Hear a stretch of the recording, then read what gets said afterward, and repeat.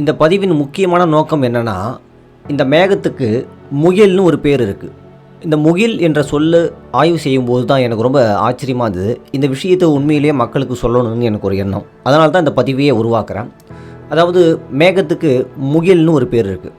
இந்த பேர் உண்மையிலேயே ஆதில தமிழர்கள் எந்த அளவுக்கு ஒரு பொருளுக்கு பேர் வைப்பதில் நுட்பமாக சிந்திச்சுக்கிறாங்கன்றத ஒரு சான்றாக இருக்குது. பொதுவாக மேகம் பார்த்திங்கன்னா மேலே இருக்குது, அதனால் மேகம்னு பேர் வச்சாங்க. மழை பெய்யும் போது அது கருப்பாக இருக்குது, அதனால் காருன்ற பேர் வைக்கிறாங்க.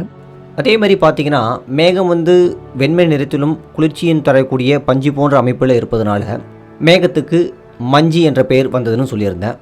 அதே மாதிரி முகில் அப்படின்ற பேர் ஏன் மேகத்துக்கு வருதுன்னு பார்த்திங்கன்னா, மேகம் பார்த்திங்கன்னா எல்லா இடங்கள்லையும் இருக்கும், ஆனால் ஒரே மாதிரி வடிவங்களில் எங்கேயுமே இருக்காது. அது மாறிக்கிட்டே இருக்கும். அதோட உருவம் பார்த்திங்கன்னா ஒரே மாதிரி இல்லாமல் ஒவ்வொரு நொடிக்கும் மாறிக்கிட்டே இருக்கும்.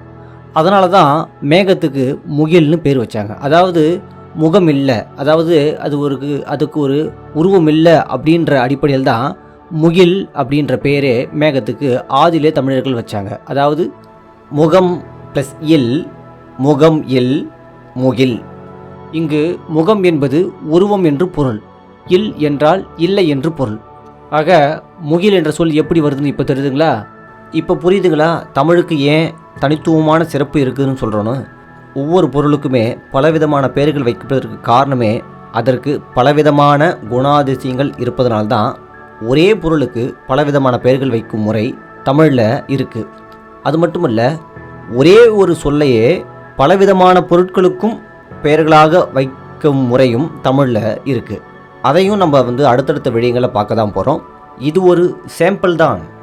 இப்படி உலகத்துக்கே ஒரு வழிகாட்டியான ஒரு மொழி தான் தமிழ். உலகின் முதல் மொழின்னு தமிழை ஏன் சொல்கிறாங்கன்னு இப்பயாச்சும் புரியுதுங்களா?